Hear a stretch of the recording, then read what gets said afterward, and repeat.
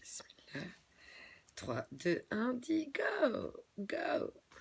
Alors, c'est parti. Aujourd'hui, je vais vous lire un extrait de Petit manifeste contre la démocratie par mon auteur contemporain préféré, actuel, Sofiane Méziani. J'aime beaucoup aussi Myriam Lakhdar Boumamcha, mais voilà, mon cœur penche en écrivain pour Sofiane Méziani. Donc, tous ces livres, ils sont magnifiques, machallah. Ils te bouleversent ta vie ou ils te permettent d'évoluer. C'est comme un effet accélérateur. Boost. Coach. Sofiane Méziani. Petit manifeste contre la démocratie pour une redéfinition de l'homme et de la société. Le petit manifeste contre la démocratie ne se veut pas le guide du révolutionnaire. Il est surtout dédié à ceux qui n'ont qu'une seule passion, la vérité, où qu'elle soit.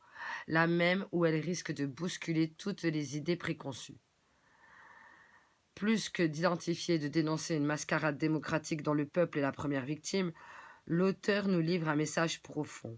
La démocratie, la laïcité, le réformisme religieux, la philosophie, etc., tout est réinterrogé de manière critique et sans concession par l'auteur qui se lance, au terme de sa réflexion, dans une redéfinition de l'homme et de la société. Le propos, au fond, aspire purement et simplement à réconcilier l'homme avec lui-même, à actualiser une vérité qui préexiste en lui et qui lui permet de vivre l'éternité dans le présent. Un livre vivant et décomplexé qui devrait s'avérer salvateur pour une population désabusée et découragée. Sofiane Méziani est entre autres l'auteur de L'homme face à la mort de Dieu, aux éditions Les Points sur les i. Il faut mettre les points sur les i. C'est parti. Donc il commence par, je vais vous le dire, mais c'est le top du top. Le royaume de Dieu est au-dedans de vous. Voilà. Quel meilleur commencement, franchement. Luc 17, 21. Au lecteur probe. Le présent texte reprend quelques-unes de nos réflexions publiées sur Internet que nous avons largement enrichies et développées, nous permettant ainsi d'ouvrir d'autres horizons pour l'avenir de notre société. Il ne possède aucun caractère propagandisque, ni ne s'inscrit dans une logique de dissidence qui relèverait de la posture idéologique.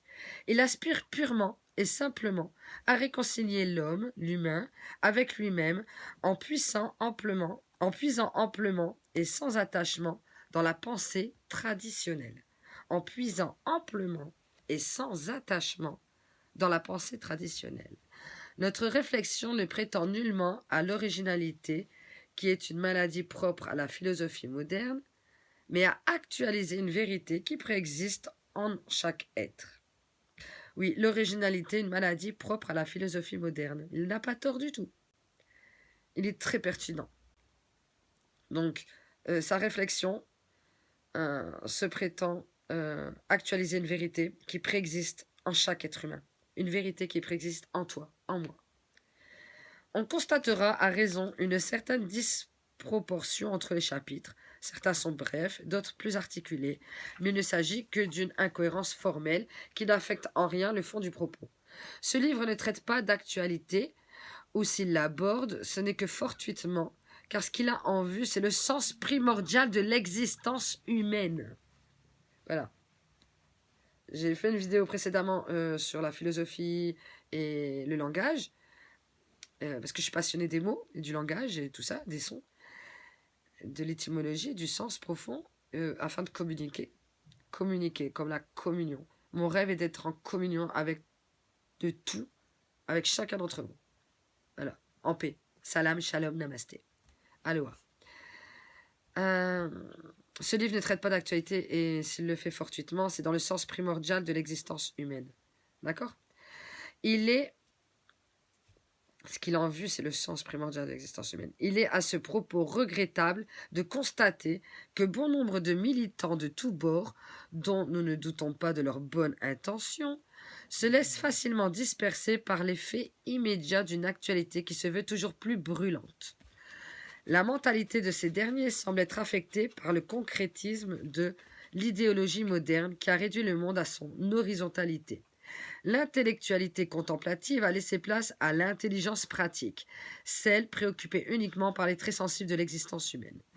Aujourd'hui, les militants se veulent pragmatiques, concrets, soucieux de la réalité, davantage que de la vérité.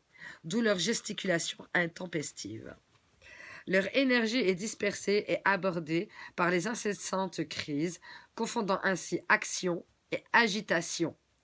Et surtout, ne comprenant pas, semble-t-il du moins, que cela révèle davantage des conséquences que de la cause véritable, celle finalement de la brisure du lien qui relie la création manifestée à l'unité principielle. Par exemple, j'ai jamais participé de toute ma vie à aucune manifestation. Je suis pas contre, je suis pas pour. C'est pas mon truc. Par contre, je voudrais... Le 11 septembre, il y a un énorme rassemblement. J'invite tout le monde à y aller, même à pied. D'ailleurs, il y en a beaucoup qui vont y aller à pied. Donc moi, je suis dans le nord, donc je vais partir une dizaine de jours à l'avance, à pied.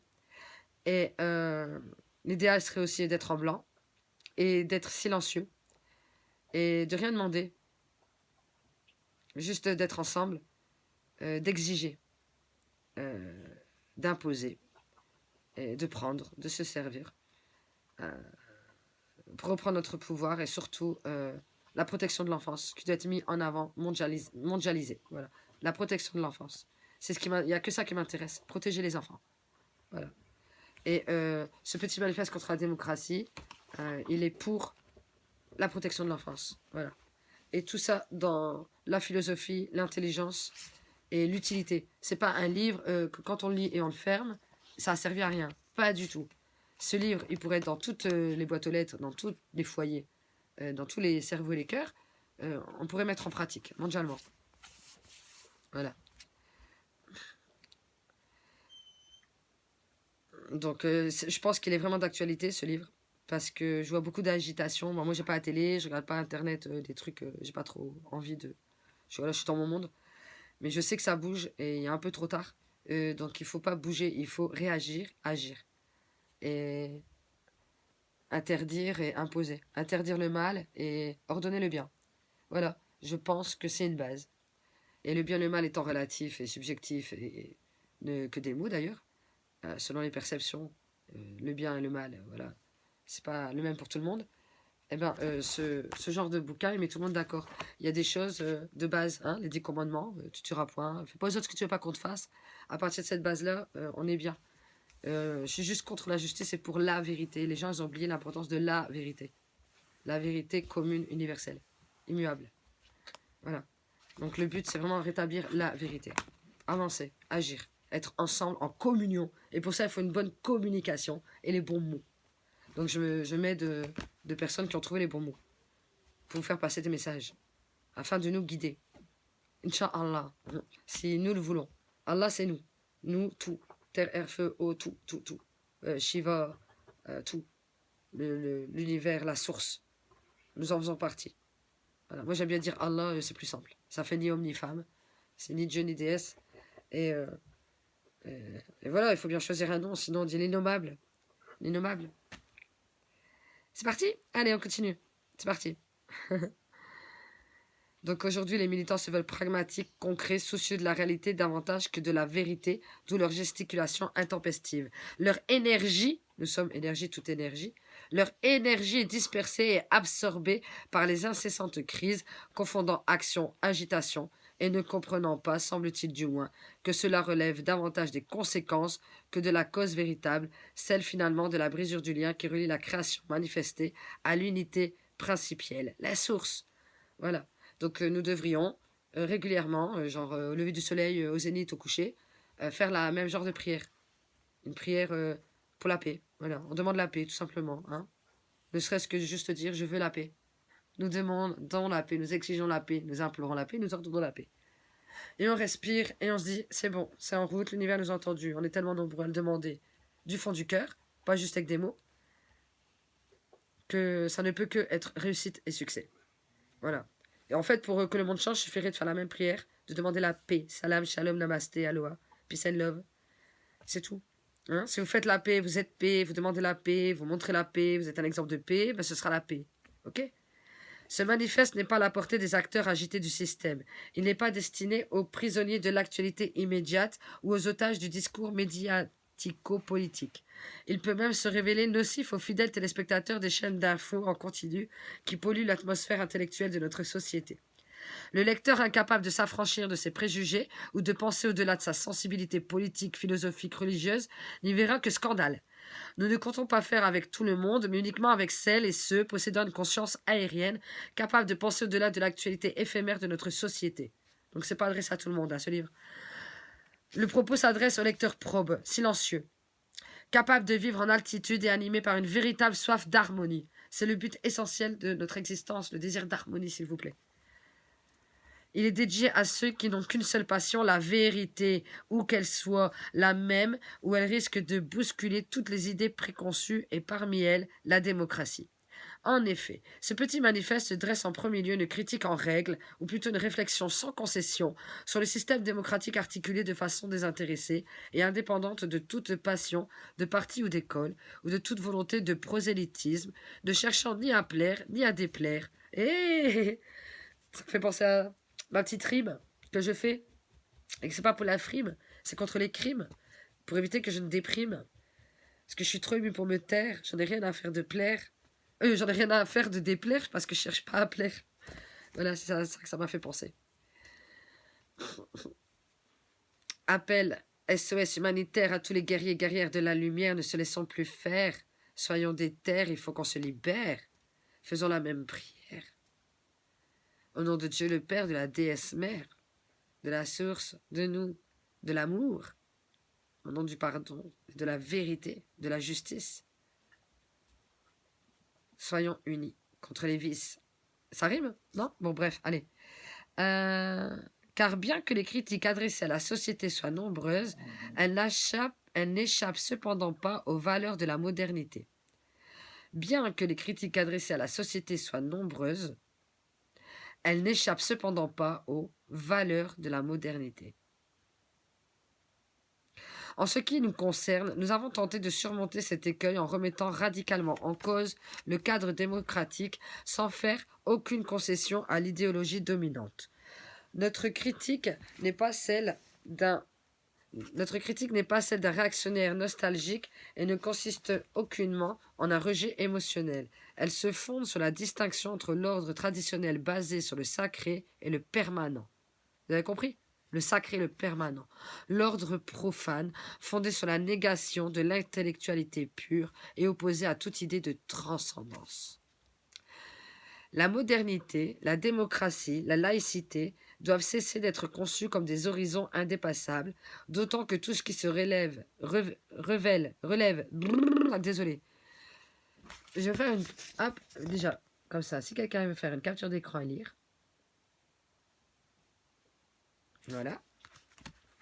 La modernité, la démocratie, la laïcité doivent cesser d'être conçus comme des horizons indépassables, d'autant que tout ce qui relève de la subjectivité humaine est relatif, et donc condamné à être dépassé.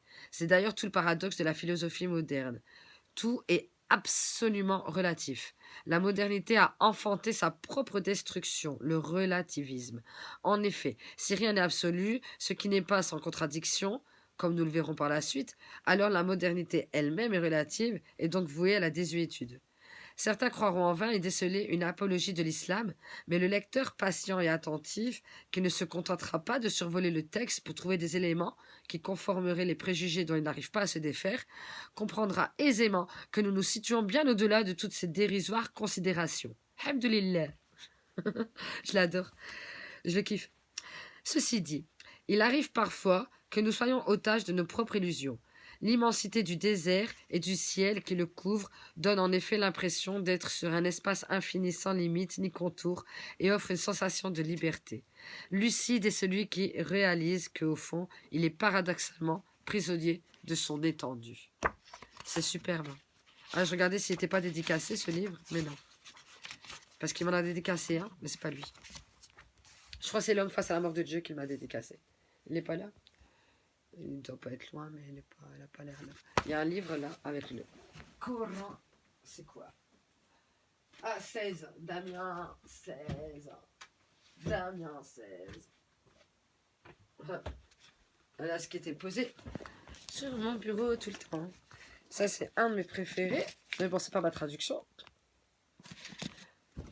Ça, c'est un Coran thématique. Très pratique. Hyper pratique. Et ça, c'est le premier que j'ai acheté. À Auchan. Et j'ai appris l'arabe juste avec cette page.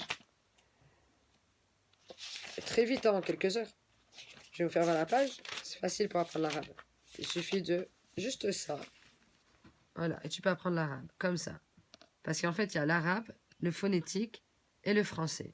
Du coup, attends, il suffit même juste de ça pour apprendre. Voilà. J'ai associé les symboles avec les sons de phonétique.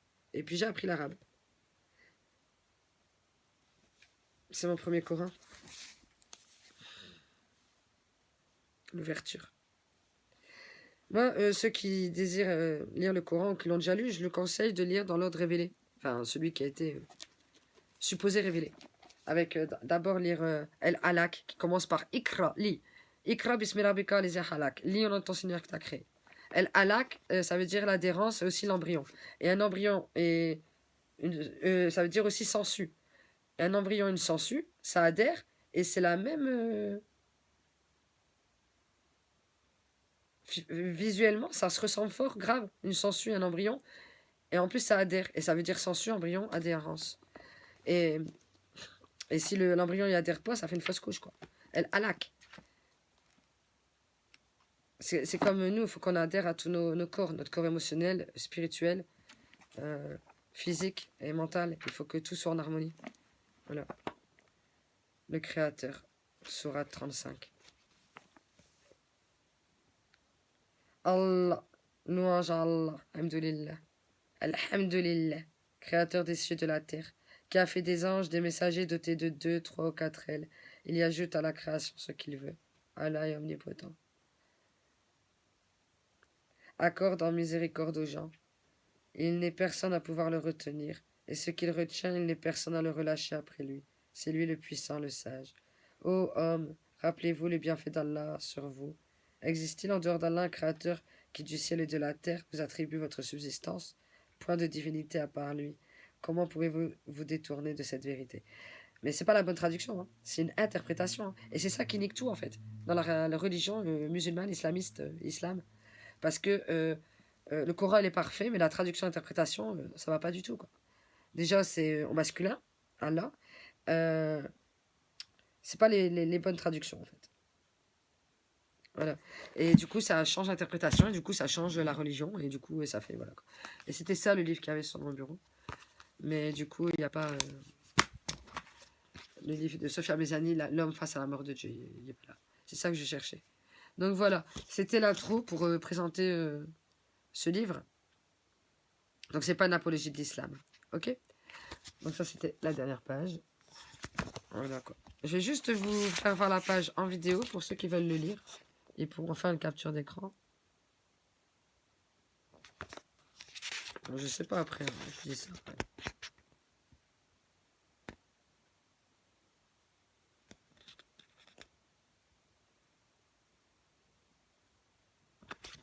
Ah oui, parce que moi je l'ai lu vite fait. Et me réécouter, c'est peut-être pas l'idéal pour tout le monde. Voilà. Donc il est génial. Le règne de l'homme. La mort de Dieu et l'abolition de l'autorité spirituelle amorcée avec la Renaissance ont confronté l'homme moderne, auto-érigé en maître et possesseur de l'univers, au fameux dilemme hobbésien, la guerre de tous contre tous ou un égoïsme organisé et institutionnalisé. Désolé, j'ai pas bien lu, c'est parce que j'étais pas prête. Mais en fait, je voulais vous montrer la mort de Dieu. Bah oui, parce que j'avais écrit ça aussi avant de tomber sur ce livre et sur le prochain où il a écrit L'homme face à la mort de Dieu. Et j'avais utilisé cette même expression dans mes cahiers, mes livres. Et du coup, je me suis vraiment reconnue dans ses propos. Et même dans tout, dans sa façon de penser, sa philosophie, sa façon de... C'est génial, c'est une personne intelligente qui m'a appris dans chacun de ses bouquins et ses vidéos aussi YouTube. Et il est difficile à trouver, hein. Sophia Mezani, il est quelqu'un de très discret. J'ai eu l'honneur de rencontrer et vraiment, si vous pouviez l'écouter, le lire, prêter attention, partager ses livres, ça rendrait un grand service à l'humanité, je pense. Hein, voilà. Donc, je voulais vous présenter ce livre. Peut-être je lirai la suite. Je sais pas. En tout cas, c'était vraiment pour le présenter, quoi. L'homme moderne a perdu le sens du repos et de la contemplation et vivant d'écorce. Il ne sait plus ce qu'est un fruit. Et alors, je sais pas comment ça se prononce. Fritjof Schuon, les stations de la sagesse. C'est ses notes les notes de ce qu'il cite. J'ai adoré déjà rien que la première page. Hein. Voilà.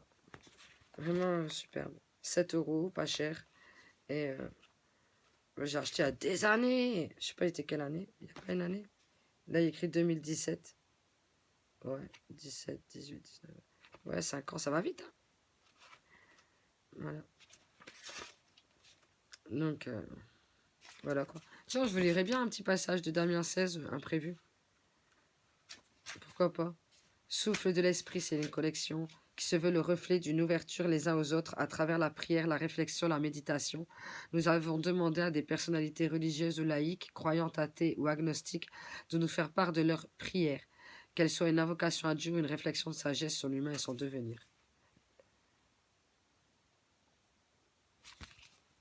Acte Sud, le souffle de l'esprit. Damien XVI, à ton nom. On en a dessiné des croix. C'est une chanson. À l'Apollyon, à Mariola, au Vietnam, à Djep, à Tang, à la France, à Caroline, à mon père, à l'Algérie, à Katarzyna, à Pierre, à Théo et Nathan, à ma mère. Moi aussi, j'ai l'Algérie dans mon cœur. Chez moi, c'est Jérusalem, chez tout le monde, chez nous tous. Mais j'ai vrai que j'ai un amour pour la Kabylie.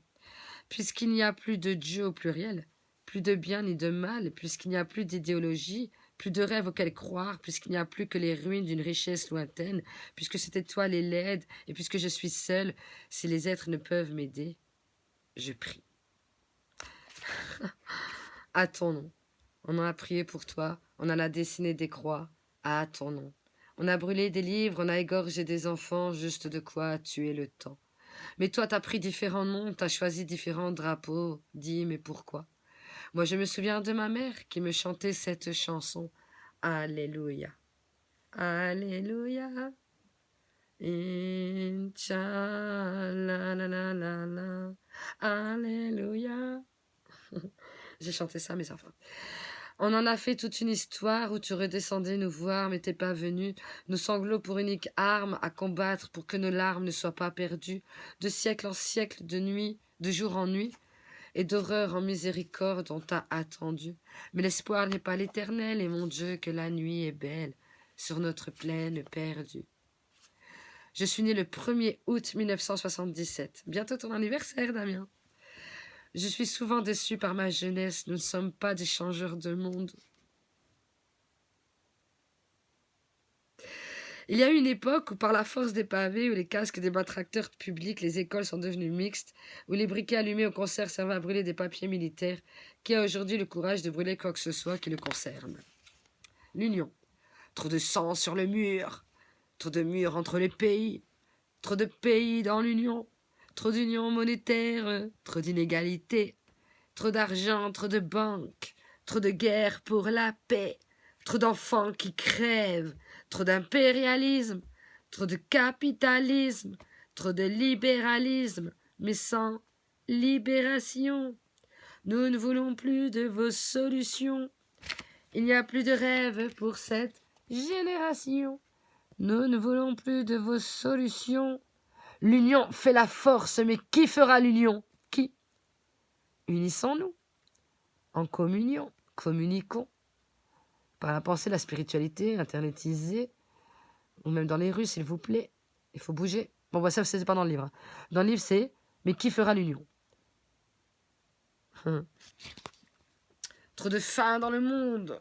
Trop de McDonald's. J'ai jamais consommé dans un McDonald's, payé à consommer, Mais j'ai déjà mis les pieds, c'est vrai. J'avais un gâteau. Non, j'avais un truc du Quick. Voilà. Même que ça a râlé parce que j'avais un truc de Quick chez McDo. Enfin bref, c'était symbolique. Il y a des choses que j'ai dit jamais. Voilà. Enfin, voilà quoi. Jamais de McDo. Trop de vaches tarées. Trop de télévision. D'ailleurs, j'en ai pas. Trop de cow-boys du dimanche. Trop de dimanche dans l'année. Oui, mon vieux, c'est la chance d'être privilégié. Alors moi, je chantais ça en 2001, je pense. 2002. Le système est corrompu, mais c'est sa définition. Trop de profs qui récitent des formules par cœur, mais il n'y a rien qui m'explique la misère et l'horreur. C'est la loi des marchés, c'est l'offre et la demande d'offrir à la richesse et de demander aux pauvres putain d'éducation. Mais quand comprendras-tu que nous n'accepterons jamais ta soumission? Donc je chantais ça en 2001, je me suis mariée en 2009, j'ai eu mon bébé en 2010 et je les ai scolarisés à la maison avec mon instruction. Et je vais arrêter là parce que ça m'émeut de parler de mes enfants. 128 jours aujourd'hui sans aucun contact avec eux, c'est de la maltraitance, c'est de la pédocriminalité, c'est l'État qui est coupable. Voilà, de pédocriminalité envers mes enfants. Ils sont séparés dans 2 familles d'accueil, autant dire qu'ils sont kidnappés et pris en otage, ok, par des inconnus, ok, qui sont payés pour garder en otage légalement mes enfants. Voilà. Donc ils cautionnent. Mais nous ne sommes séparés que par les corps. Le reste, on est ensemble. D'ailleurs, je vous aime mes enfants, je vous embrasse. Jeune et con. Encore un jour se lève sur la planète France et je sors doucement de mes rêves, je rentre dans la danse comme toujours. Il est 8 heures du soir, j'ai dormi tout le jour, je me suis encore couché trop tard, je me suis rendu sourd encore. Encore une soirée où la jeunesse France encore. On va bien s'amuser dans cet état d'urgence. Alors on va danser, faire semblant d'exister, mais qui sait si on ferme les yeux, on vivra vieux. Puisqu'on est jeune et con, puisqu'ils sont vieux et fous, puisque des hommes crèvent sous les ponts et ce monde s'en fout, puisqu'on n'est que des pions contents d'être à genoux, puisque je sais qu'un jour nous gagnerons à devenir fous, devenir fous. Ouh, ouh. Bref, pourtant on a eu des rêves. Pourtant on a eu des rêves. Mais le virtuel sacrifie la réalité, c'est la mort. Une chose me frappe chez notre jeunesse. Nul ne part en voyage. D'ailleurs, il n'y a pas longtemps, quelqu'un de proche de moi m'a dit ce serait bien qu'on parte en vacances. Et j'ai dit non. Je n'ai jamais eu besoin de vacances de ma vie et j'espère n'en avoir jamais besoin. Vacances, ça vient de vacare, qui veut dire s'échapper, d'avoir besoin de s'échapper, de fuir, de... Voilà. Moi, je ne suis pas en prison, j'ai pas besoin de m'échapper, pas besoin de vacances, je voyage. D'ailleurs, le dernier voyage que j'ai fait, c'était avec mes enfants, jusqu'au 22 mars où nous avons été arrêtés. Puis j'ai été mis en cage lors de ce voyage, parce qu'il paraît que j'étais pas sage. Mais en fait, c'est parce que j'avais la rage contre les ravages et les saccages. Ouais. Parce qu'on a fait du mal à mes enfants, et la police, elle les a rendus aux gens qui leur faisaient du mal, hein, tout simplement. Donc bravo la police pour mes enfants. Hein. Et mon fils, il voulait être policier, hein. C'est fini, il veut plus. et voilà quoi. Maintenant, ils sont dans 2 familles d'accueil séparées, aucun contact avec moi depuis 128 jours, même pas téléphonique. Aucun. Je suis accusé d'aliénation parentale, on leur a enlevé leur maman, leur foyer, on les a kidnappés depuis 1 an et demi. Pour aliénation parentale, sans preuve. Petite parenthèse, désolé. Pourtant, on a eu des rêves, donc le virtuel, c'est la mort. Donc, nul ne part en voyage. C'est vrai qu'il y a une génération, le voyage faisait partie d'une réelle initiation de la vie, à la vie, le passage de l'adolescence à la vie d'homme. Bah oui, c'est ça. Hein. Mais pour nous, rien. Ah si, j'oubliais. La première capote. Et ça fait des années que j'ai pas lu ce livre. Hein. Donc, j'ai l'impression de le redécouvrir. Ça a été notre initiation à nous. Quand je pense qu'on fait gagner des millions chaque semaine à la télé alors que la science manque de moyens pour permettre aux jeunes de s'unir à nouveau sans test ou bout de caoutchouc, quand je pense à leur jeu de merde et à l'Afrique qu'on laisse crever en silence parce que soigner les pauvres ça rapporte pas, quand je pense à ces chers occidentaux qui ont tout compris sur tout et qui ont même eu pendant des siècles la prétention d'apprendre aux autres, quand je pense que le sida termine son travail en Afrique, mais dites-moi qui veut gagner des millions, ça me fout la gerbe, j'ai honte d'être un homme. Bon, c'est son avis à lui, hein, moi non, hein. Je suis positive. Là, je pense qu'il a changé. Hein. Depuis, il a fait les moches en burqa et les bonnes en bikini. Et franchement, j'ai kiffé. Même, moi, je rêverais de mettre la burqa. mais une jolie, tu vois, avec des petits des décors, des petites perles, avec les yeux bien jolis. C'est pas pour être... j'aime bien me cacher, en fait. J'aime bien me cacher. Voilà, je serais comme ça, en burqa. C'est grave, docteur? Là, c'est grave. Vous pouvez pas m'écouter, là, je suis comme ça? Non. Ben non, ben non. Ah, vous m'écouteriez encore plus si j'étais dans le bain, wesh. Bref. Soleil 2000, le soleil se lève et nous voilà encore à l'aurore de nos rêves pour oublier la mort. Et la jeunesse se brûle de ce feu suicidaire et y a plus rien à foutre ici dans cet enfer. Alors on reste là, pauvre génération, les étoiles dans nos bras, mais dis-moi où est l'horizon? Vivant sous la croix, moi je sais un jour on s'envolera. Sous le soleil de mille, non rien ne va changer. Il n'y a plus rien à foutre ici qu'être désespéré. C'est pas ce qu'il y a écrit, c'est la chanson. Je vais faire voir ce qu'il y a écrit. Voilà. Vivant sous la croix, moi je sais qu'un jour on s'envolera, mais l'avenir est mort et nos ailes sont brisées. Reste la drogue encore pour nous enfuir. Alors on reste là, pauvre génération, les étoiles dans nos bras, mais dis-moi où est l'horizon. Vivant sous la croix, moi je sais qu'un jour on s'envolera, nos cœurs à la lumière. Bah oui, c'est sûr. C'est sûr, il a raison. Mais en attendant, on n'est pas obligé d'être pessimiste. Hein. Regardez comme le monde est étrange. Les années 70 ont permis la liberté sexuelle. Regardez-nous, pauvres pharmacies ambulantes. Bon, ça, c'est ce qu'ils croient. Hein. Comme le truc des pavés, moi, je sais que tout a été organisé par les personnes à qui ça arrangeait d'avoir la main sur le mouvement des années 68 et de pouvoir le rediriger à leur façon. Mais ça n'a pas du tout été un progrès. Mais ça aurait pu l'être. Alors, ils ont eu le voyage, la découverte, quand nous luttons pour pouvoir travailler. Franchement, je lutte pas pour pouvoir travailler. Travailler, ça vient de torturer, hein, en étymologie. Donc, j'ai pas trop envie de ça. C'est tu fais ce que tu aimes, aime ce que tu fais, au service du collectif. Et tout ira bien. Pourquoi il faudrait qu'il y ait il faudrait des fruitiers partout dans le monde. Des arbres fruitiers, des dattiers, des palmiers, de quoi nourrir tout le monde dehors. Voilà, partout. Comme ça, on aurait toujours à manger au moins des fruits. Voilà, il n'y aurait pas de problème. Alors, pourquoi faudrait-il avoir honte aujourd'hui de se battre au nom de l'égalité? Pourquoi faudrait-il avoir honte de chanter la liberté? Il y a trop de cynisme autour de nous. On n'y croit plus. On a tout compris sur tout. On préfère le ludique, plus de rêves, seulement de l'amusement. Il n'y a plus de Light My Fire. Aujourd'hui, c'est Around the World. La musique commettre, rien que du bruit pour abrutir un peuple qui l'est bien assez. Pathétique jeunesse, je préfère 100 fois la candeur du drapeau de l'espérance. On est tous des frères. Je préfère 100 fois de l'accordéon que pourtant je déteste à cette soupe pour les bœufs. Encore une soirée où la jeunesse de France va bien s'amuser puisqu'ici, rien n'a de sens, alors on va danser. Entre Six Sex and Son et le plat pays, mon cœur ne balance pas. Menacer mes livres. D'ailleurs, c'est le titre, non? Ah non, c'est un tournoi. Menacer mes livres, c'était le titre d'un magazine qu'il avait fait, qu'il avait réalisé. Il y a ces ombres derrière nous, il y a ces idées vendues, il y a ces drapeaux qui flottent et des hymnes dessus. Puis à toi, mon frère, lui toi qui n'y crois plus, et puis à nos prières et nos causes perdues.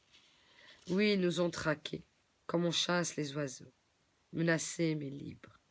Il y a la mélancolie, l'amour qui bat de l'aile, et nous avons vieilli, les poings montent moins haut, mais il reste la force de croire en la beauté, la sève sous l'écorce de la liberté. Nous marcherons encore sous les cieux des tempêtes, menacés mais libres. Nous nous en irons fiers rejoindre l'Éternel, quand le corps rejoint la terre, le feu ou l'océan. L'âme marie le ciel, menacée mais libre.